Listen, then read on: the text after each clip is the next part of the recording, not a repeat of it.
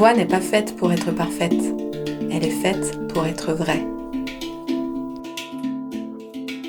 Bienvenue dans Les Voix Authentiques, le podcast qui t'aide à trouver ta voix avec cœur et authenticité. Je suis Emmanuelle, consultante en marketing et communication vibrant. J'accompagne les entrepreneurs à révéler leur message profond, à structurer leur communication et créer un univers en ligne vibrant et aligné. Longtemps, j'ai eu peur de m'exprimer. Aujourd'hui, je me révèle et je t'emmène avec moi.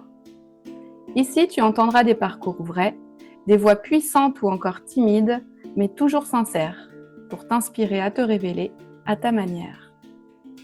Et aujourd'hui, on va parler de cette relation intime, souvent taboue, que nous entretenons tous avec l'argent. Une relation qui parle bien plus de nous que de chiffres. Heureusement, je suis nulle en maths. Mon invité, Christian Junot, connaît bien ce monde. Il a passé plus de 20 ans dans la finance avant de vivre un licenciement brutal et d'y voir non pas un échec, mais un appel.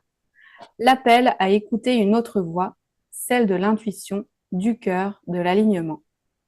Depuis, il explore et transmet une approche sensible, profonde et libératrice de notre rapport à l'argent.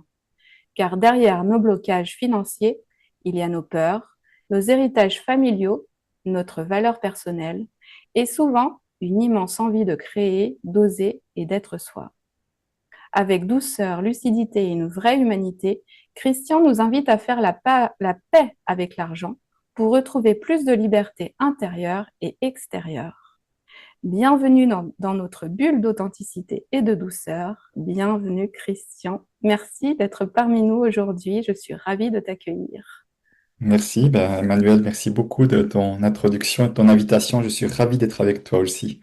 Merci, merci, merci. Ça fait pas longtemps qu'on se connaît finalement. Moi, ça fait longtemps que je te connais, c'est ce que je te racontais. Ça fait 5 ans que je te suis, mais ça fait peu de temps qu'on s'est rencontrés en présentiel, puisque c'était en mars à Barcelone, dans le cadre du Cercle Stellaire, où on évolue tous les deux. La première question que je voulais te poser, c'est une question assez particulière. Si l'argent était un personnage dans le film de ta vie, quel rôle aurait-il joué jusqu'ici et comment ce rôle a-t-il évolué? Je dirais, s'il avait été un personnage de ma vie, il aurait d'abord été quelque chose comme un personnage attirant auquel j'ai jamais vraiment complètement accès. C'est comme si, Mhm. tu vois, j'y ai accès, mais c'est jamais assez. Donc voilà, il y a une sorte je te veux plus vers moi, mais en fait, tu n'es pas plus présent que ça. Ouais, Et puis petit à petit, il est devenu comme j'ai apprivoisé cette personne-là, ce personnage-là, pour le voir autrement. Et tout à coup, on est devenus amis ensemble. On est devenus amis ensemble à tel point que je le représente quelque part à l'extérieur exact. aujourd'hui. Et Ouais. voilà. Et aujourd'hui, je suis très content d'avoir fait ami avec ce personnage-là parce que je vois que il est précieux dans certains moments il est inutile, mais à tous les cas, moi, il m'a permis de me mettre en avant et il m'a autorisé ça aussi. Hmm. Tu as été conseiller financier pendant plus de 20 ans, c'est ça? Alors, 17 ans conscient en placement financier et 23 ans dans la banque, Ah effectivement. oui, 23 ans dans la banque. Ouais. Et qu'est-ce qui t'a amené à changer radicalement de voix pour parler d'argent, toujours d'argent, mais sous un angle intime et conscient? Alors, je dirais qu'il y a eu plusieurs étapes. La première, c'est que j'étais comme un banquier un peu atypique parce Hmm. que 10 ans avant que je me fasse licencier, j'ai commencé à faire ce qu'on appelle, je mets des guillemets sur le mot développement personnel. Autrement dit, à comprendre, à essayer de comprendre l'être humain, mais à me comprendre moi et surtout. Mais après, je voyais bien que plus je mettais de la conscience sur mes fonctionnements, mieux je commençais à comprendre et à mieux appréhender les autres. Mhm. Et puis, donc petit à petit, si tu veux, ce chemin que j'adorais ce que j'y vivais. Je me suis dit, waouh, ce serait comme chouette d'en faire un métier. J'ai connu Thomas Dansembourg, qui a écrit Cessez d'être gentil, soyez vrai, qui était un peu un modèle pour moi aussi. Ouais. Je l'ai bien connu à un moment donné. Et voilà, donc j'avais ce rêve un peu de faire autre chose.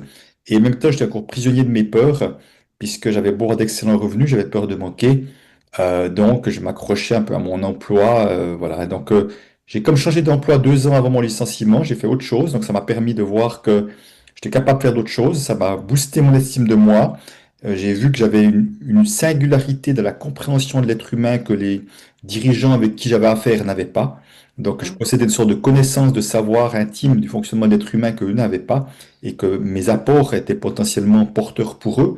Donc, ça m'a vraiment aidé à comprendre la singularité que j'avais. Et quand j'étais licencié en 2009, si tu veux, j'avais des centaines de jours de formation derrière moi déjà. Vraiment, je peux parler de centaines, hein, je pense en tout cas, ou largement plus de 100 en tous les cas.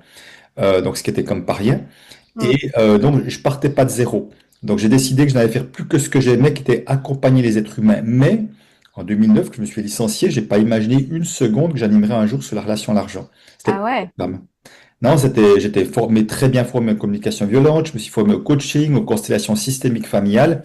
Mais comme depuis 2007, 2006, j'ai connu Peter Koenig, un gars qui a fait des années de recherche sur le rapport à l'argent. C'est lui qui a mis des mots sur mes peurs. Et c'est grâce à lui que j'ai débuté ce travail de transformation. Et j'étais son organisateur d'ateliers, c'est-à-dire qu'il venait 2 fois 2 jours par année en Suisse francophone, Ouais. organiser l'atelier. Et puis pour lui, il est venu 6 fois et j'ai suivi les 6 ateliers de 2 jours parce que j'étais fasciné par ce qui s'y passait et fasciné par sa méthode de transformation. J'y comprenais rien, mais je voyais qu'il se passait des choses. Et, et pour moi, c'était un maître, tu vois. Il faisait ça depuis Mm. 15 ans. Il faisait ça dans 3 langues. Il faisait ça dans 10 pays, tu vois. Donc, j'ai jamais imaginé pouvoir faire du Peter Koenig tellement il était des mètres au-dessus de moi dans ma perspective. Et c'est lui qui, au début 2010, quand j'étais indépendant, son dernier atelier, il m'a dit, on va le faire ensemble et maintenant, tu vas le faire toi aussi. Haha. Et il m'a donné une autorisation en quelque sorte, tu vois. Ouais. Et c'est comme ça que j'ai commencé en octobre 2010, mon premier atelier. Puis j'ai vu que j'adorais ça, que les participants étaient super contents. Et petit à petit, j'ai donné plus de place à ce thème-là. Et finalement, il donnait toute la place parce que c'était comme une réconciliation entre mon métier de banquier que je voyais un peu comme une erreur. Et si tu veux, mais qui m'a amené tellement d'expériences d'histoire d'argent qui sont très précieuses pour moi aujourd'hui Mm. dans la compréhension du fonctionnement de l'être humain et ce nouveau cheminement. Il y avait comme un pont, une sorte de logique. Mais je veux dire, c'est une forme, c'est pour moi, c'est la magie de la vie, tu vois. Ah bah c'est exactement ça. Et c'est les rencontres finalement qui font cette magie-là. Absolument. Rencontrer la Ouais. bonne personne au bon moment, c'est vraiment ça. Ouais. Ouais, c'est ça. C'est d'être ouvert finalement. Alors, je D'être crois possible de effectivement que, passer. si tu veux, quelque temps avant que je rencontre Peter, j'avais enfin pris conscience que j'avais des problèmes avec l'argent. Et j'ai bien dit Ah, des problèmes avec l'argent. J'avais pas de ouais, problème d'argent. Je manquais ouais. absolument pas d'argent, mais avec l'argent, c'était une relation compliquée et qui était basée sur la peur de manquer. Mm. Et grâce à un de mes fils qui m'a traité de radin à table, ça m'a aidé à voir la vérité en face. Et de voir que mon épouse régulièrement me disait aussi, mais Christian, t'es trop stressé avec les questions d'argent, mais je voulais rien entendre. Mm. Et si tu veux, d'avoir pris conscience serait bien de s'occuper de ce thème-là, fait que ça crée une ouverture et que Peter Koenig s'est présenté à moi, mais de manière vraiment inattendue, vraiment ces synchronicités de la vie qui Pile fait au que bon moment. l'élève est prêt, le maître arrive. C'est vraiment ça. Ouais, c'est ça. C'est vraiment ça. C'est génial. La Mhm. magie, comme tu disais. Alors, j'ai dans mes mains un certain livre Je pense qu'il a l'air bien. qui s'appelle Ce que l'argent dit de vous. Et j'aimerais juste en lire un passage qui est page 27. Volontiers. Euh, Tu as noté, aussi longtemps que nous donnerons tant de pouvoir à l'argent, cela serait une grave erreur de le supprimer car nous n'aurons pas fait notre part de travail intérieur, c'est-à-dire reprendre le pouvoir que nous lui donnons. Mhm. Quelle que soit la façon d'échanger choisie, c'est le comportement des êtres humains qui fera la différence. Mhm. Et moi, j'aimerais te demander pourquoi l'argent nous touche-t-il autant? Ben, justement parce qu'on lui donne un pouvoir qu'il n'a pas. Et c'est vraiment Hmm, vraiment le plus important dans ma phrase, c'est qu'il n'a pas. il n'a pas. Voilà, c'est-à-dire que nous croyons que, parce qu'au fond, je donne souvent l'image de la machine à café en disant, personne s'attend qu'une machine à café vous fasse un jus d'orange frais pressé, c'est Certes. normal, elle n'a pas été créée pour ça. Mais au fond, c'est exactement ce qu'on attend de l'argent, on attend de l'argent quelque chose d'impossible, qui n'a pas été créé pour ça. Et là, c'est le génie de Peter Koenig, c'est d'avoir mis en évidence, là j'ai un billet, si tu veux, que Ouais, nous venons projeter des choses sur l'argent, autrement dit, plaquer des choses sur l'argent, qui ne connaît pas l'argent, mais qui ouais, crée des croyances et qui vont être la source de nos comportements avec l'argent. Autrement dit, je veux dire, l'argent c'est la sécurité, l'argent c'est la liberté, l'argent c'est ma valeur, l'argent c'est le pouvoir sur les autres, l'argent c'est sale, l'argent c'est source de conflit. Donc tu vois, en fonction de ce qu'on plaque sur l'argent, on donne un pouvoir à l'argent de hmm, générer des conflits, d'être le vecteur de ma valeur, de me créer de m'amener de la sécurité. Et comme il n'a pas ce pouvoir-là, en fait, il n'amène rien de tout ça. C'est-à-dire que moi, j'avais vu, hein, moi, j'avais mis argent et sécurité. J'avais beau augmenter le niveau de mes économies, un certain nombre de dizaines de milliers, j'étais toujours insécure et même mes clients multimillionnaires étaient insécures. Donc, si les millions ne suffisent pas, ça montre bien que c'est pas la question, elle n'est pas au niveau de l'argent, Ouais. c'est de l'insécurité à l'intérieur de nous qu'on a à s'occuper. Et si tu veux, c'est là où l'argent est un révélateur, il vient révéler des parts de nous que nous avons rejetées et plaquées sur l'argent et reprendre son pouvoir. Pour moi, c'est décoller ce qu'on met sur l'argent, le réintégrer et de voir l'argent pour ce à quoi il a été créé. Et Hmm. juste pour ce qu'il a été créé, comme la machine à café était créée pour faire du café de manière autonome et rien d'autre. Et comment tu t'y prends du coup justement dans tes ateliers, dans tes accompagnements pour vraiment nous révéler, enfin pour vraiment qu'on comprenne cela et qu'on l'intègre. Alors, ça passe toujours par deux étapes. La première étape, c'est toujours la même, c'est une prise de conscience. Ouais. C'est-à-dire que je ne peux pas changer quelque chose dont je n'ai pas conscience qu'elle est problématique. Hmm. Pendant très longtemps, je me suis pas occupé de ma relation à l'argent parce que je ne me rendais pas compte qu'elle était problématique alors qu'elle l'était. Mais je ne voulais pas le voir, il y avait trop de peur, et puis des fois les peurs nous empêchent d'être lucides, si tu veux. Ouais. Une fois qu'il y a une prise de conscience, il y a un travail de transformation qui peut se faire, et là, c'est là aussi l'autre génie de Peter Koenig, c'est qu'en plus d'avoir montré à quel point nous projetions des choses sur l'argent, donnant du pouvoir sur l'argent, il a créé des processus de transformation qui est il appelle ça de la réappropriation, se réapproprier des parts de soi qu'on a rejetées à l'extérieur. Et à travers, en disant des phrases, si je ne me trompe pas, Barcelone, je t'ai fait faire un petit travail privé, me Ouais. semble-t-il, Hmm. hein. Hmm. Voilà. En utilisant l'énergie des mots, si tu veux, c'est une sorte de comme un peu des mantras que tu construis de manière assez simple et logique, qui permet d'accueillir des parts de soi d'une part, et qui permet de cesser de projeter, si tu veux, si je reprends l'image de argent égale sécurité, que tu n'es pas conscient de ça, l'argent, la sécurité, c'est comme c'est une seule et même chose. Tu vois, il y a une sorte de. Et on crée une croyance qui est plus j'ai d'argent, plus je serai sécure. Puis comme ça marche pas même avec des millions, en fait, on ne se rend pas forcément compte, on pense qu'il en faut toujours plus, toujours plus. Hmm. L'idée de Peter, c'est de vraiment de permettre de voir l'argent d'un côté et ma sécurité de l'autre. Ouais. De pouvoir me connecter à ma sécurité intérieure et la retrouver parce qu'au fond, on a tous un endroit au fond de nous qui est calme, qui est tranquille. Simplement, il y a des tonnes de parasites, de brouillards, de pensées, hein, de croyances limitantes qui nous empêchent d'aller à cet endroit où tout est calme et tranquille, où là, il n'y a pas de problème. Les Hmm. problèmes sont très souvent le fruit de tout ce qu'on se raconte, d'amplifier, de rajouter des couches, etc. Et effectivement, donc d'aller vraiment toucher cet endroit de sécurité, quelles que soient les conditions extérieures. Je n'ai plus besoin Hmm. d'argent pour être sécure, je peux être sécure que j'ai de l'argent ou pas d'argent, que je peux être libre, que j'ai de l'argent ou pas d'argent. Tu vois, c'est vraiment de séparer la liberté, la sécurité, ses qualités intrinsèques de toute condition extérieure. Quel travail? Oui, parce que c'est jamais terminé, si tu veux. En fait, moi, mon travail, c'est de créer plus d'unité à l'intérieur de soi, parce que chaque fois Ouais. qu'on accueille des parties de soi, on est un peu plus entier qu'on l'était avant. Pas Mhm. complètement, mais déjà un peu plus. C'est comme une pièce du puzzle, tu vois. Chaque Ouais. petite pièce que je mets à mon puzzle intérieur, ben, mon identité, elle est déjà un peu plus complète qu'elle l'était. Hmm. C'est jamais terminé, mais ce que je vois, c'est que plus on accueille de parts de soi, plus on est complet, plus on peut faire face avec plus de facilité aux aléas de la vie, et plus on se détache du regard des autres, et plus on s'aime également, S apostrophe A-I-M-E, Ouais. dans ce sens-là. Donc plus ça amène de l'amour de soi, une sorte de tranquillité d'esprit avec soi.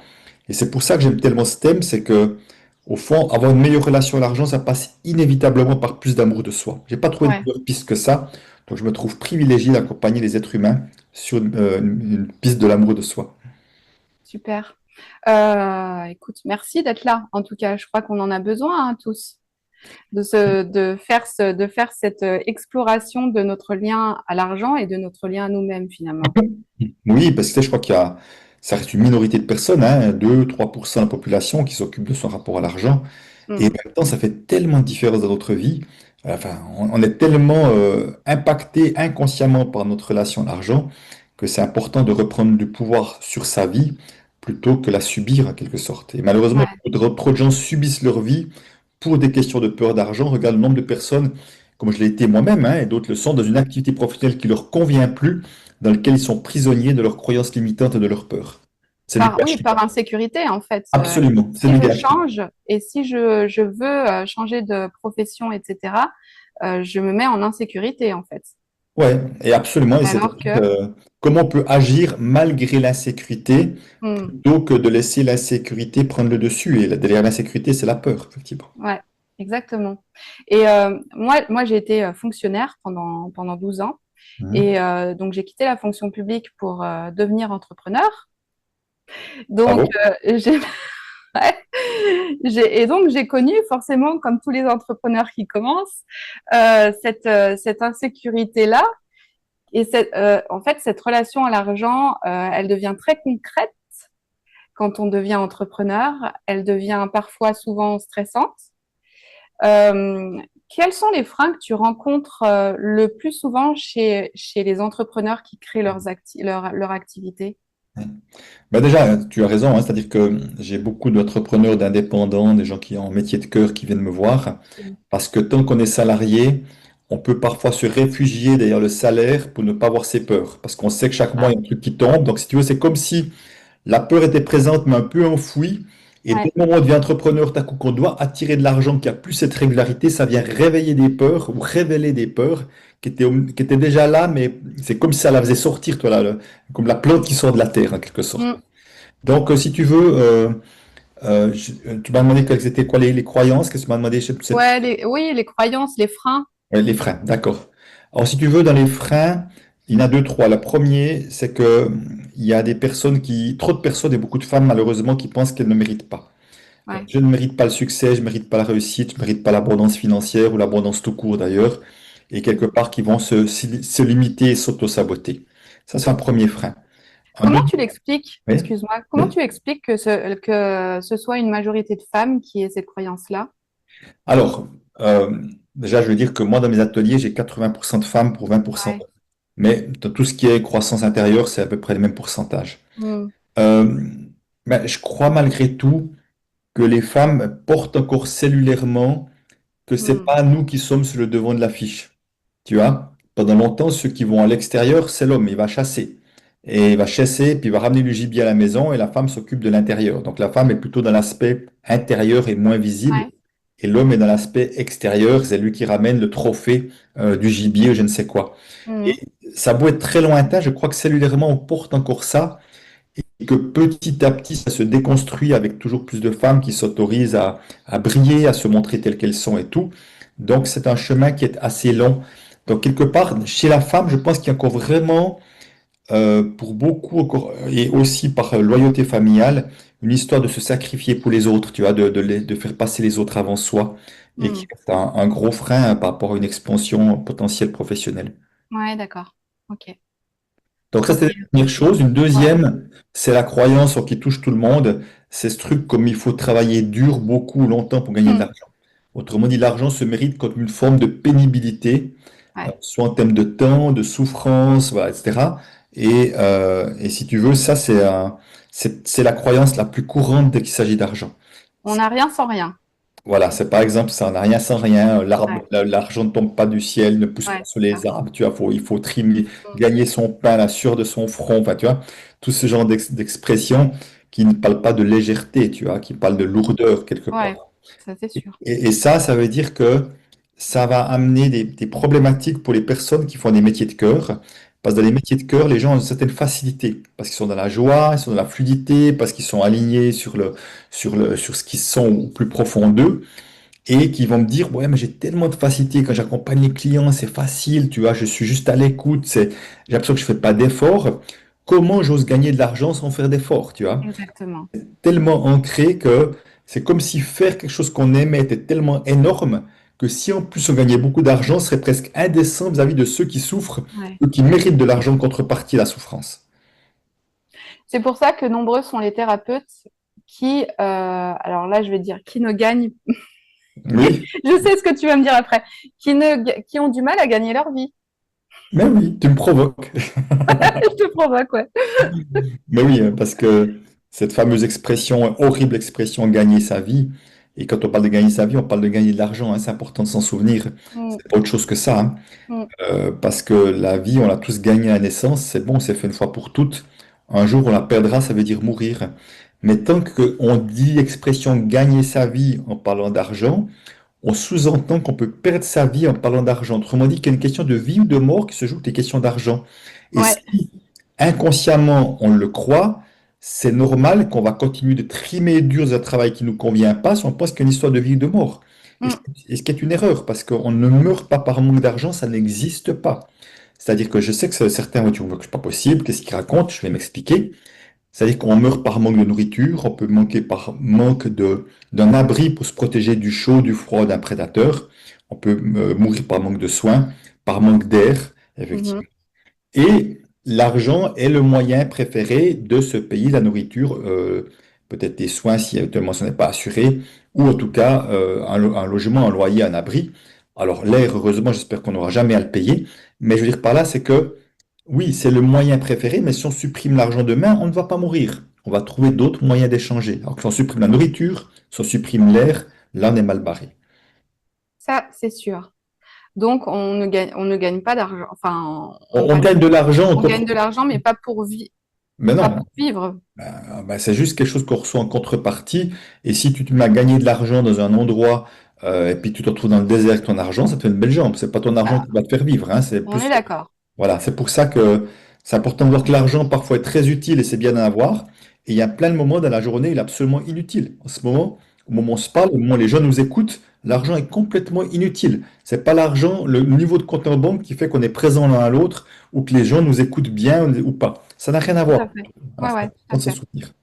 Et qu'est-ce que tu dirais du coup à tous ces professionnels du bien-être qui ont donc du mal, comment je pourrais m'exprimer du coup, qui ont du mal à, parce que À là je vais générer, le dire, à vivre de leur activité. voilà, à générer suffisamment d'argent pour couvrir leurs Merci, besoins. Voilà. merci. Qu'est-ce que tu leur dirais? Ben, si tu veux, ben déjà, un, c'est de s'occuper de leur rapport à l'argent, pour justement que l'idée, c'est que l'argent soit au service de nos projets de vie et pas un frein, un blocage, une source de stress. Allez voir Christian. Parce que l'argent n'a pas été créé pour ça, encore une fois, pour nous bloquer. Donc, c'est nous qui bloquons avec l'argent. C'est pas, l'argent n'a rien à voir là-dedans. Ouais. Donc, c'est notre relation avec l'argent. Et puis, de souvent, effectivement, de se dire, mais il n'y a jamais personne qui vous a mis un pistolet sur la tempe qui vous a dit, c'est interdit de gagner de l'argent en faisant quelque chose qu'on aime. C'est interdit d'avoir de la réussite financière avec quelque chose qu'on aime. Personne nous a interdit ça, mais nous, on se raconte une histoire de dire j'ai déjà tellement le privilège de faire quelque chose que j'aime, je ne vais pas me mettre à gagner beaucoup d'argent et tout. Voilà, moi j'ai la chance de faire et quelque chose que j'aime et d'avoir une belle réussite financière aujourd'hui. Ça n'a pas toujours été le cas au début, mais aujourd'hui c'est le cas. Et je pense pas que ça fait de moi quelqu'un de moins bien, quelqu'un de moins Hmm. généreux, quelqu'un de moins honnête. Ça ne change rien. Au contraire, je pense que je suis toujours le cœur plus grand, ouvert, année après Hmm. année, quel que soit le niveau de ce que je gagne. Merci pour l'inspiration que tu es. Merci. Merci beaucoup. Et du coup, tu nous parlais d'un troisième frein. Oui, attends, on a parlé de... Je ne euh, mérite pas, il faut travailler dur. oui, et puis le troisième frein, attends, auquel je faisais allusion. Alors, un des troisièmes freins, effectivement, est plus en lien avec les questions de loyauté familiale. Ouais. C'est-à-dire que, suivant de quel genre de famille on est issu, on va se limiter, s'auto-saboter. C'est-à-dire que, tu vois, si je viens d'une famille plutôt désargentée, par exemple, qui ont eu peut-être quelque plus dans la mode survie, qui avait juste ce qu'il fallait, qui sont beaucoup battus et qui ont peut-être certainement eu beaucoup de mérite, hein, c'est vraiment, je tiens Mhm. à voir ça, qu'on puisse voir ça comme ça aussi. Très souvent, on s'autorise à faire un petit peu mieux que de là d'où je viens, mais pas beaucoup mieux, parce que c'est comme s'il y avait trop d'écart, je serais plus en appartenance. Parfois, il y a des gens qui disent, qui entendent, hein, leurs parents qui disent, oui, mais maintenant que t'es cadre, machin, on ne t'intéresse plus, on n'est plus des gens intéressants pour toi, Ouais. à leurs parents, tu vois, une sorte de Mm. complexe. Et que dans notre inconscient, c'est comme si on avait peur de faire du mal en ayant trop de réussite. Et puis, on va rester un peu de là où on vient, s'autoriser à faire un petit peu mieux. Donc, on va s'auto-saboter, si tu veux. Et les femmes, aussi, en termes de loyauté familiale, pour beaucoup, pas toutes, mais beaucoup, ont eu des modèles de mères ou de grand-mères qui se sont sacrifiées pour les autres. Mm. Et inconsciemment, elles portent ça, et elles font la même chose. Elles font passer les autres avant. Et quand j'ai du temps, je m'occupe de mon projet professionnel, certes, qui me plaît beaucoup, mais quand même, je veux pas. Et donc, si tu veux, elles se donnent pas toutes les chances, peut-être, de réussir. Ouais, d'accord. Il y a beaucoup de choses, hein, Oui, à ben oui, intégrer. ben oui. Euh, l'argent peut créer beaucoup de culpabilité, peut aussi amener à la fuite. Comment est-ce qu'on peut, alors, quelles sont je ne sais pas s'il y a des étapes, mais est-ce que tu pourrais nous donner quelques premiers outils simples pour pacifier cette relation à l'argent, mais finalement cette relation à nous-mêmes? Oui, alors j'aimerais déjà juste revenir sur le premier mot que tu as utilisé. Tu as parlé de mot culpabilité Ouais, et j'ai envie mm, d'ajouter un deuxième, le mot honte. ouais, Alors voilà, donc il peut y avoir les deux choses. Et je dis la honte est toujours en lien avec le regard des autres. La culpabilité, c'est de soi à soi, si tu veux. ouais, Il y a des gens qui, effectivement, vont hériter d'argent, par exemple, et qui se sentent coupables en disant, mais qu'est-ce que j'ai fait? Je mérite pas ça, tu vois, des choses comme ça. mm, mm, C'est comme si je portais un poids, tu vois, de pas pouvoir accueillir le cadeau que la vie t'amène sur l'aspect financier et de pas l'accueillir pleinement et de le vivre comme une lourdeur, un fardeau. Et donc, à un moment donné, c'est juste parce qu'il y a une histoire. C'est important de voir que c'est toujours une histoire qu'on se raconte. C'est mm, l'histoire qu'on se raconte qui crée la culpabilité, c'est pas le fait. Parce qu'il y a des gens qui ont de l'argent et qui n'ont aucun problème de culpabilité. Mais simplement, je me raconte une histoire, donc c'est important de voir quelle histoire je me raconte qui me fait du mal et qui génère de la culpabilité. Et puis de l'autre manière, si je prends la honte, je la vois chez deux styles de personnes. Ceux qui sont dans les dettes, non voulues, non désirées, et qui ont une forme de honte en disant oh là là, regarde, je ne sais pas me débrouiller, je sais pas, je suis pas capable de gérer mon argent, je suis pas capable d'en attirer, je suis en moins que rien. Donc si les gens le voient et le savent, je serai une honte, tu vois. Donc ils portent ça, et c'est pour ça que je dis toujours aux personnes, vous n'êtes pas votre situation financière. ouais, c'est ça. C'est important de se souvenir de ça, que votre situation financière ne dit rien de la grandeur de votre amour, de Mm, votre capacité d'aimer, de votre ouais. générosité, de C'est votre vrai qu'on a tendance à présence. s'identifier. Ben oui, ça parle Mm, juste de votre situation financière à l'instant et peut-être de comportements qui n'ont pas été porteurs, qui peuvent être changés, mais voilà, qui fait que là, vous êtes maintenant sur cet aspect-là. Parce que je peux potentiellement avoir beaucoup d'argent et puis avoir une vie de merde en famille ou avec mes enfants, être ouais, nourrir le mauvais père, je sais pas quoi, tu vois, mm, mm, et puis il y a ceux aussi parfois qui ont aussi bien plus d'argent que la moyenne et qui sont un peu honteux de se sentir privilégiés et de ne pas pouvoir l'accueillir pleinement et inconditionnellement, que la vie nous a amené ces cadeaux-là. Et il suffit plutôt que les recevoir pleinement et qu'on peut faire circuler l'argent d'une manière qui contribue à beaucoup de plus-value dans le monde également, de porter ça comme un poids, un fardeau, de se cacher également à ce travers ça. Donc ça, c'est bon pour personne et c'est encore une fois une histoire qu'on se raconte. ouais, Parce que, voilà, je veux dire, a priori, alors bon, après, si je suis allé voler l'argent des autres, c'est clair que je peux avoir un peu de culpabilité, parce que je me sens pas vraiment à l'aise. Mais la plupart du temps, c'est pas le cas. Et si mm, mes parents ont gagné beaucoup d'argent et que potentiellement j'hérite de ça, c'est vrai que je n'ai rien fait pour ça. Mais en même temps, il s'avère que la vie m'a amené cette situation-là comme une autre, tu vois. Comme c'est certains ça. vivent une situation un peu singulière et potentiellement compliquée, ils vont gagner des gros montants à l'euro million, et puis tout à coup, ça va être leur fardeau à eux, ça va être de s'occuper de ça et d'en faire quelque chose de bien.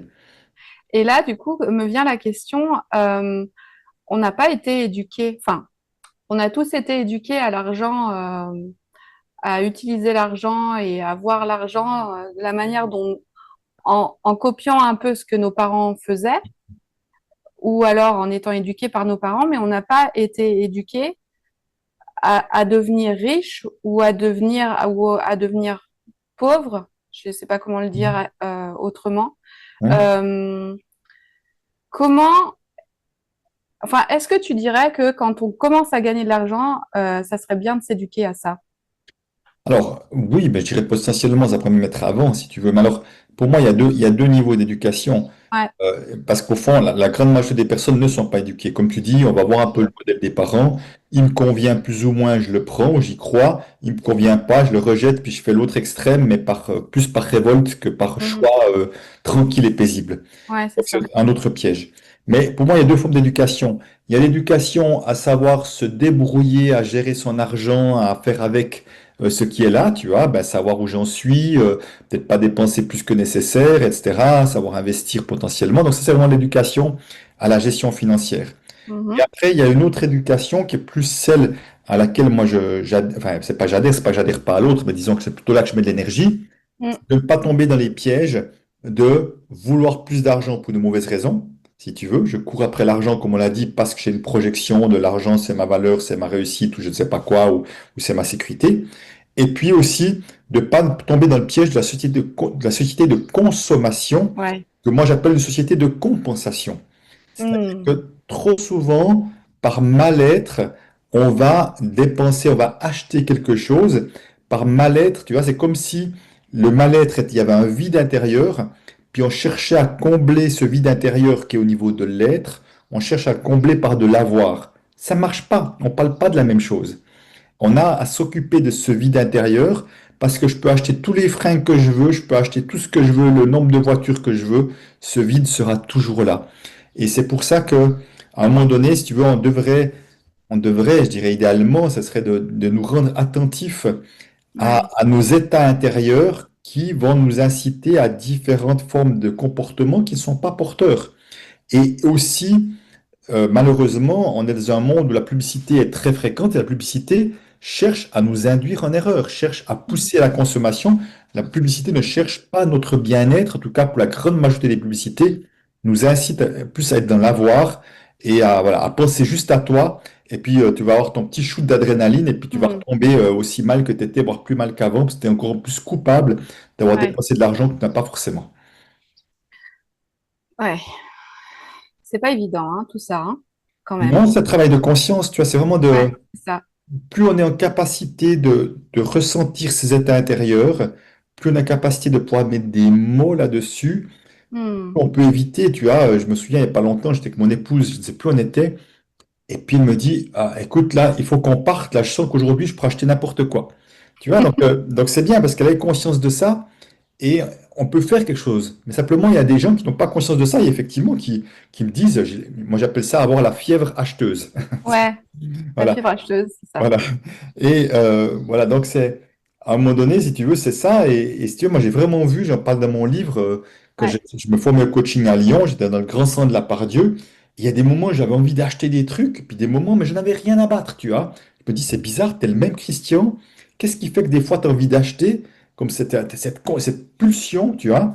Et je voyais que c'est là que j'ai compris que c'était soit un état intérieur, je me sens mal dans mes baskets, ou Hmm. soit un état d'euphorie, où dans l'euphorie, j'ai Hmm. envie de, tu vois, c'est fuck les frustrations, j'ai envie de me retenir de rien. Et l'état d'euphorie, c'est typique ce que vivent beaucoup de gens en vacances. En vacances, c'est la grande liberté. On n'est pas là pour se retenir, on est là pour oublier toutes les frustrations de la vie de tous les jours. Ouais. Nombre de gens qui dépensent bien plus d'argent que raisonnable parce qu'ils n'arrivent pas à se limiter dans cette sorte d'euphorie, tu vois. Ouais, je comprends. Je comprends. Toi, aujourd'hui, avec toutes les expériences que tu as faites, tout le chemin parcouru, euh, quelle est ta propre relation à l'argent? Elle a évolué forcément. Bien sûr. Si c'est pas une question qui est trop intime, Ben qu'est- non, puisque ça je fais parler de la relation à l'argent aux autres. Ce serait comme un comble que je ne parle pas de la serait quand mienne, quand même même. dommage. Ben, je dirais que ma relation à l'argent aujourd'hui, elle est vraiment beaucoup, beaucoup plus paisible qu'elle l'a été pendant très longtemps.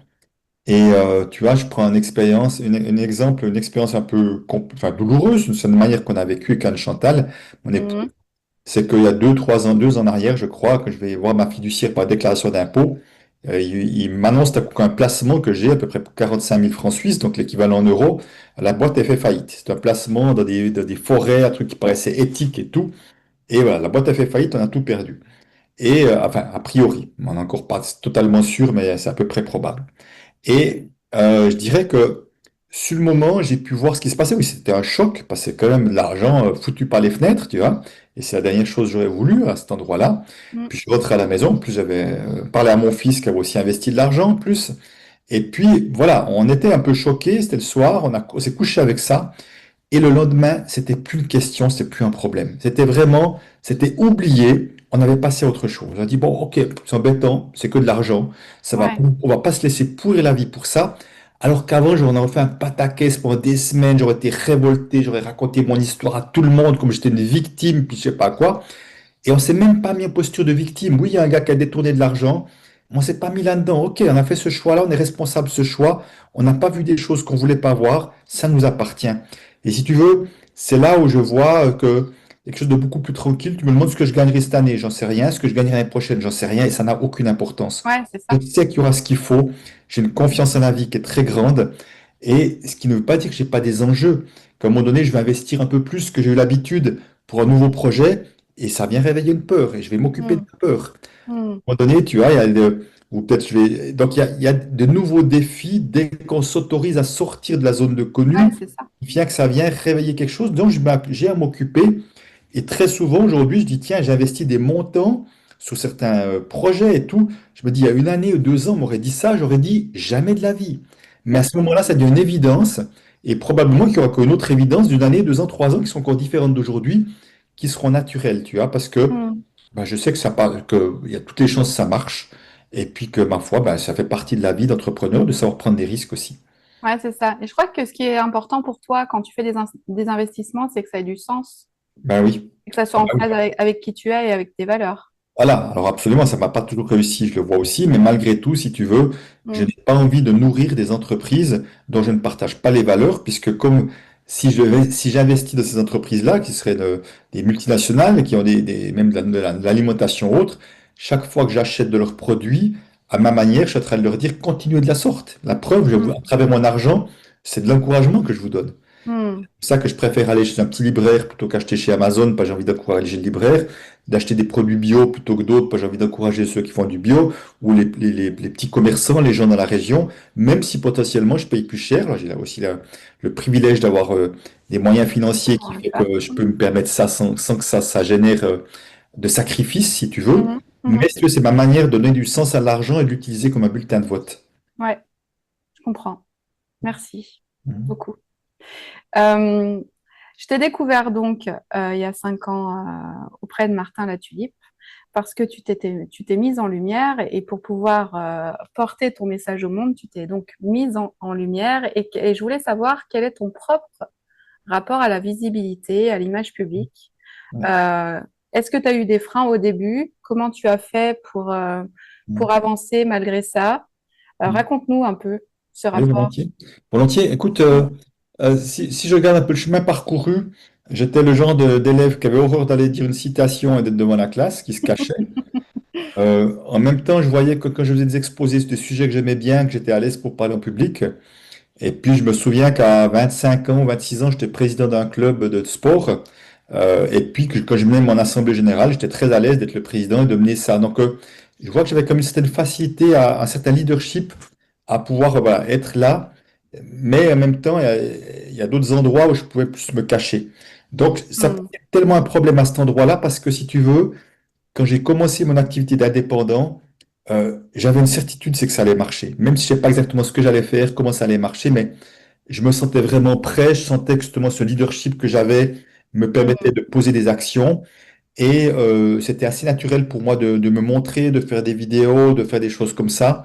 Simplement, aujourd'hui, je peux voir, tu vois, j'ai participé à Ouais. beaucoup d'émissions de radio, à des émissions de télévision, moins, mais de temps en temps que j'ai un projet de livre qui sera plus au niveau sociétal, plus que le Mhm. mon développement personnel, et que l'idée est de passer sur des plateaux télé pour, encore une fois, démocratiser la relation à l'argent, pour vulgariser tout ça, pour expliquer en quoi notre relation à l'argent a une influence potentiellement négative sur la société ou l'état de la société aujourd'hui.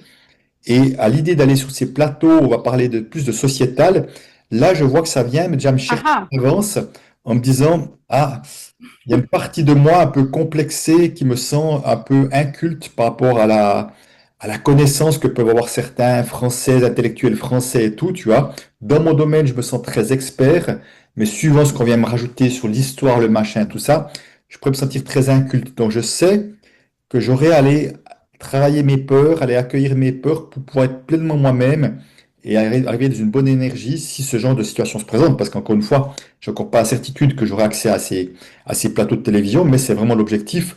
Encore une Mhm. fois, c'est pas que je vais être vu pour être vu, ça je m'en fous, c'est juste On est d'accord, ma mission qui est importante, bien sûr. que je peux apporter et contribuer dans le monde qui est important. On te le souhaite en tout cas. Et si tu veux, il y a un moment donné où, parce qu'on parle souvent de visibilité aussi dans mes ateliers, c'est vraiment une grande Ouais, problématique. Et je ouais. dis souvent, mais c'est quoi qui est le plus important? C'est tes peurs ou c'est ton, je dirais ta mission là où tu te sens appelé. Et je donne juste un exemple.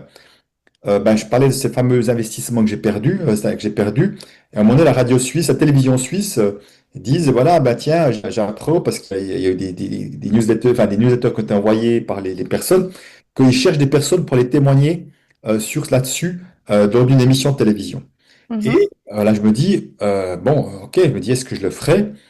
Et puis je me suis dit, mais Christian, si toi tu vas pas parler d'argent, qui va le faire? Et en C'est même ça. temps, je suis un ancien conseiller en placement financier et je suis expert de la relation d'argent. Donc quelque part, d'aller expliquer avec ces deux casquettes que tu as perdu 45 000 balles, c'était la honte absolue, si tu vois.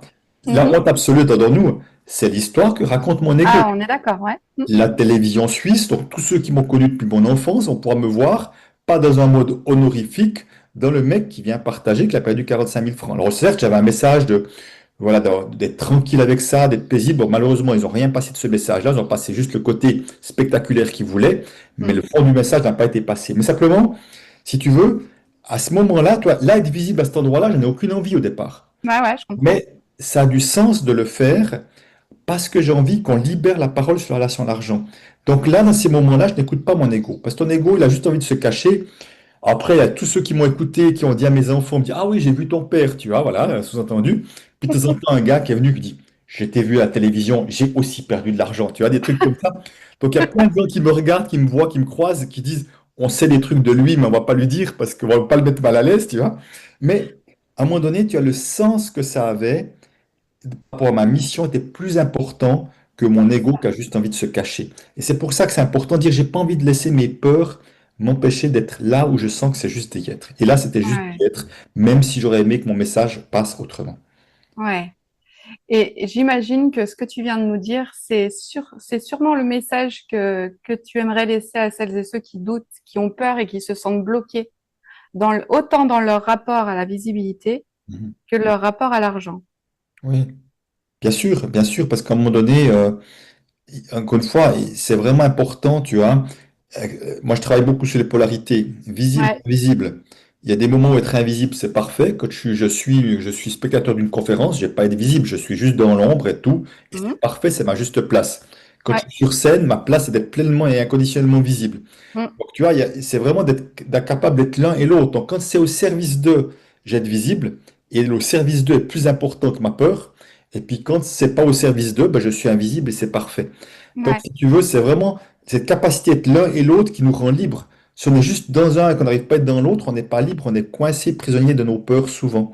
Et c'est pour ça que c'est important d'aller voir les peurs qu'il y a derrière la notion de visibilité, parce qu'au fond, c'est le cadeau qu'on a à offrir au monde qui n'est Mm. pas pleinement offert si on se cache, si on joue petit. Et c'est pas bon pour nous, c'est pas bon pour tous ceux qui auraient tellement de joie et de plaisir à avoir affaire à nos services. Ouais, exactement. Exactement. Et par rapport à l'argent, tu dirais la même chose? Ben, si tu veux, n'est pas là pour nous empêcher de nous déployer. L'argent n'a pas été inventé pour générer du stress. Donc, ma formation sur Internet pour les entrepreneurs s'appelle Amis avec l'argent. Ouais. Donc, comment je peux devenir ami avec l'argent, d'en faire un ami à mes côtés, autrement Mhm. dit un soutien.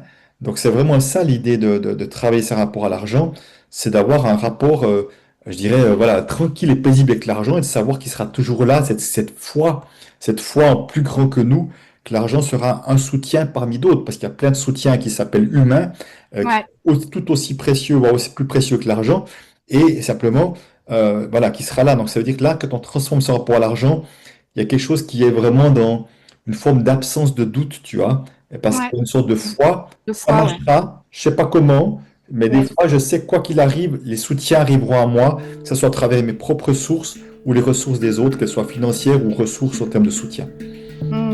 Merci. La foi, c'est une C'est vraiment clé. la foi. Confiance en la Ouais. vie, appelle ça confiance en la vie, absolument. Ouais, c'est ça. Merci Christian, merci infiniment pour ton temps, ta disponibilité et toutes les clés et tout ce que tu nous as apporté aujourd'hui. Avec plaisir. C'était très inspirant. Euh, Quel serait le titre que tu voudrais mettre à cet épisode? Est-ce que tu as une idée par Euh, rapport à l'échange qu'on vient d'avoir? ouais, j'irais peut-être faites de l'argent un allié à vos projets de vie plutôt qu'un frein. Faites de l'argent un allié.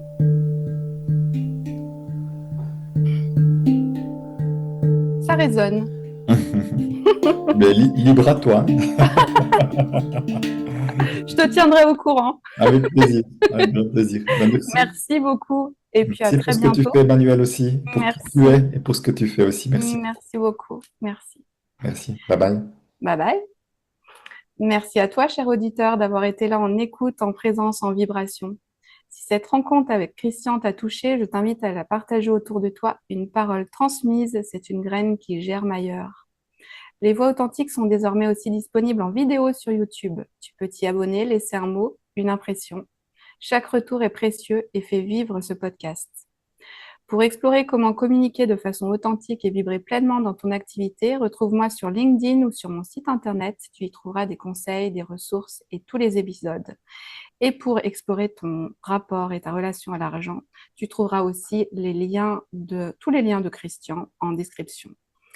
La musique au N-Pan et le montage sont signés Rodrigue le Pirate, mon partenaire de cœur. À très bientôt pour d'autres voix, d'autres vérités, d'autres élans.